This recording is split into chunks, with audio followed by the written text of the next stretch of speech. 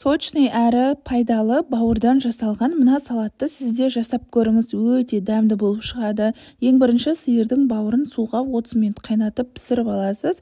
Видеодағыдай ірі көлемде соломка етіп турайсыз. Келесі кезекте балғын қиярымызды видеодағыдай ірі соломка етіп, оны да турап барлығын бір ыдысқа жинаймыз.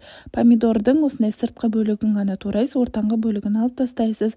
Сосын пиязымызды осылай соломка етіп турадым. Болгар бұрышын қоссаңыздар болады.